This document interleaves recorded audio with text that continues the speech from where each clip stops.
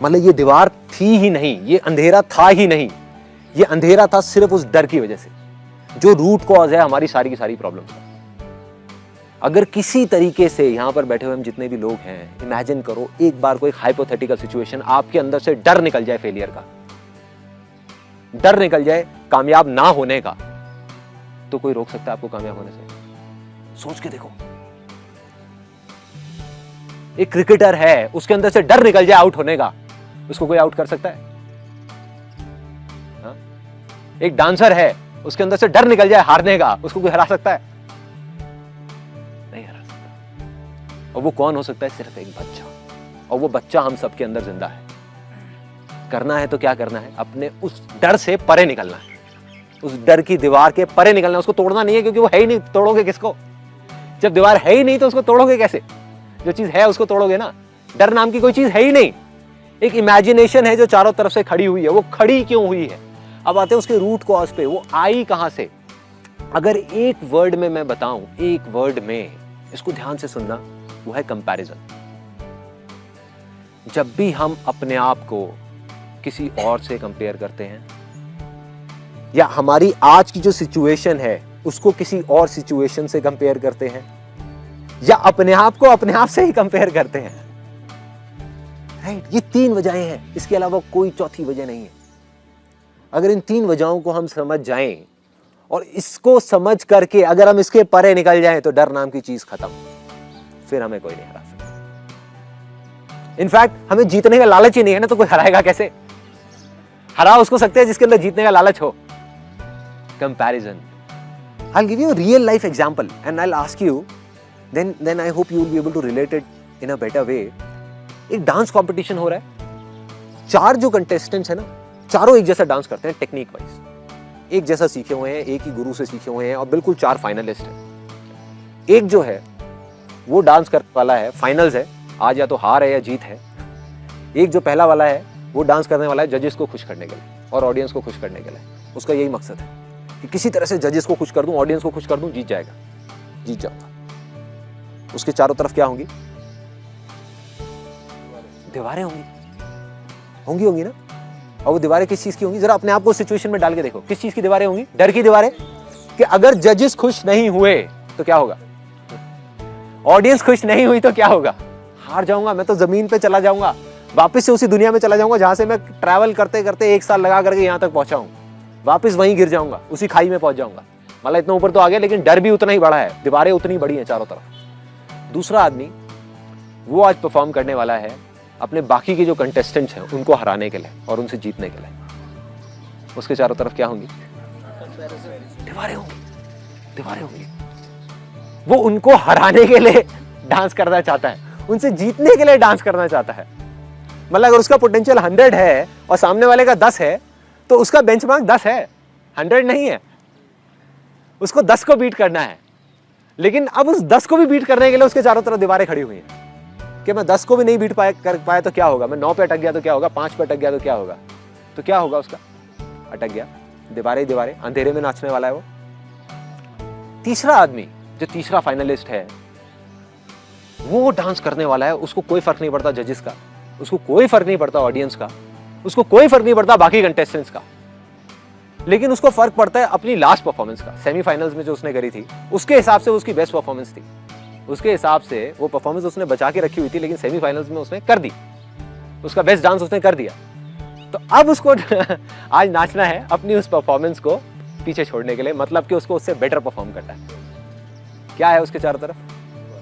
दीवारें, दीवारें। किस चीज की दीवारें हैं? डर की दीवारें, कि अगर मैं अपने उस सेमीफाइनल की परफॉर्मेंस से बेटर परफॉर्म नहीं कर पाया तो क्या होगा? गया, गिरा वापस से जाकर के उसी दुनिया में, वापस से जहां कोई नहीं जाना चाहता। चौथा कंटेस्टेंट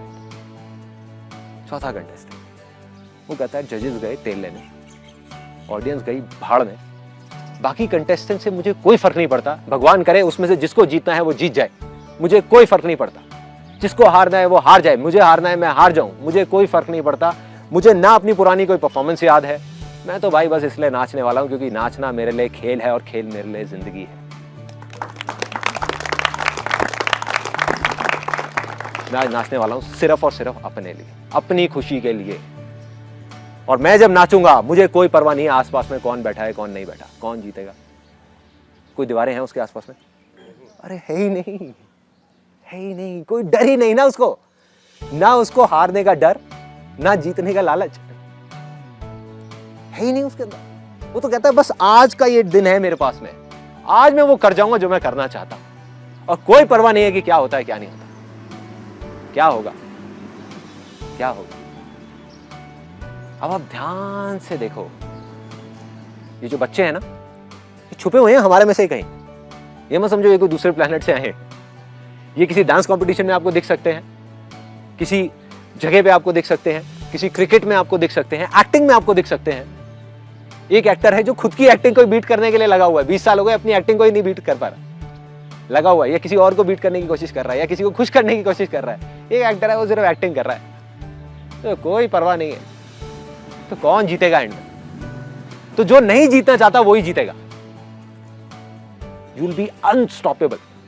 आप जिस भी फील्ड में होगे, जो भी कर रहे होगे, यू विल बी अनस्टॉपेबल। किसी भी फील्ड में आप उठा करके देखोगे, आपको 3 तरह के लोग मिलेंगे। एक वो जो फेलियर्स हैं, उनमें डर सबसे ज्यादा है, सबसे ज्यादा है, क्योंकि वो डरे हुए हैं कि हम आगे नहीं बढ़ पाए तो क्या होगा, नहीं बढ़ पाए।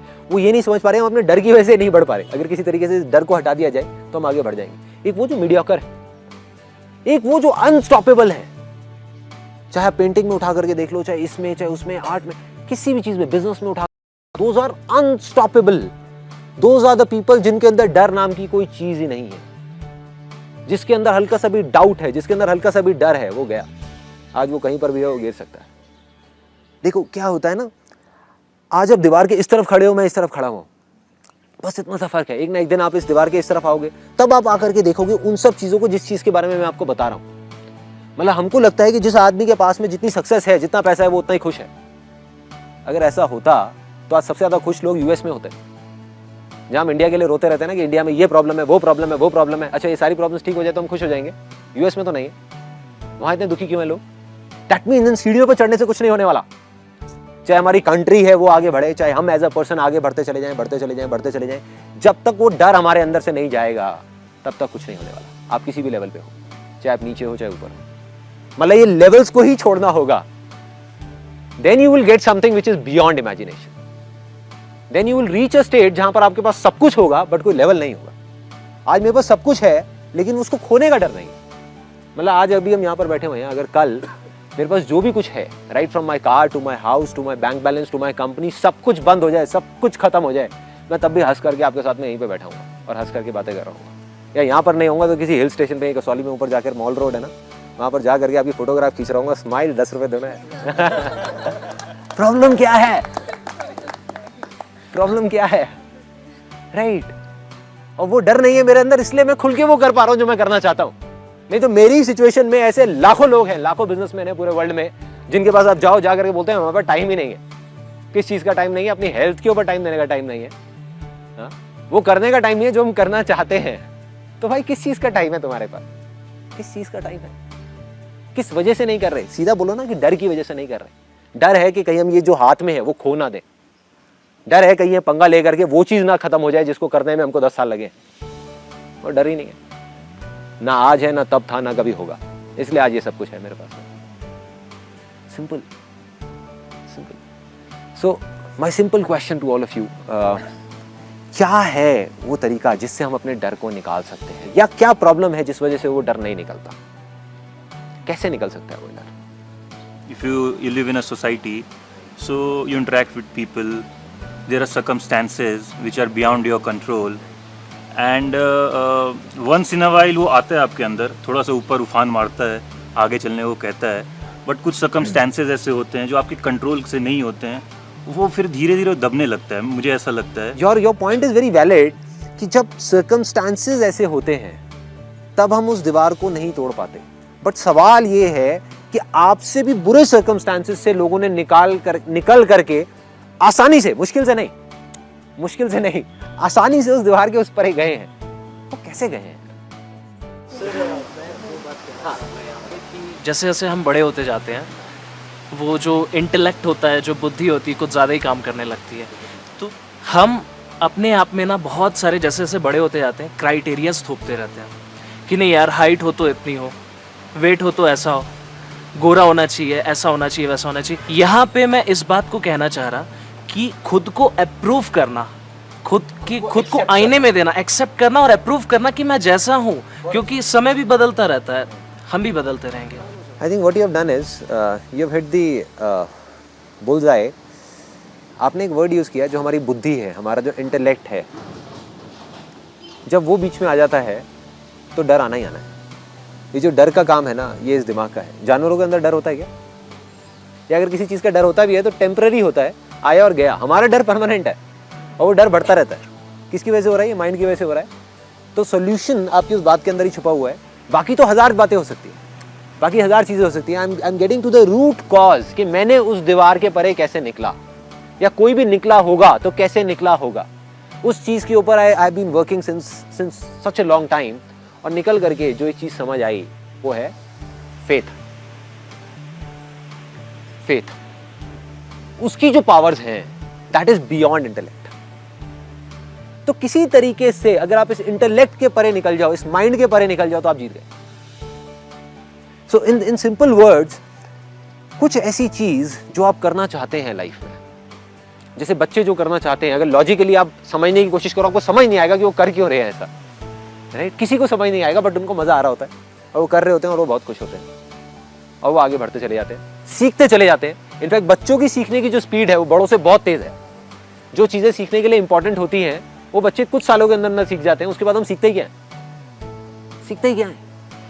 आई फील कि जो मेरे पेरेंट्स मुझे कॉन्फिडेंस नहीं दे पाए, साइकिल चलाओ तो भाई गिर जाएगी, चोट लगेगी, मत चलना, स्विमिंग ना ना ना ना, इतने लोग मरे, इतने बच्चे मरे, कभी पानी से इतना फियर बैठ गया कि ना ना ना ना ना।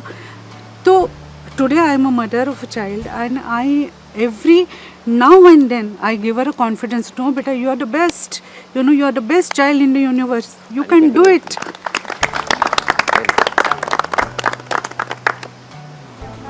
शेयर करना चाहूँगी जो आपका लास्ट लाइफ चेंजिंग सेमिनार सुनने के बाद मेरे अंदर आया।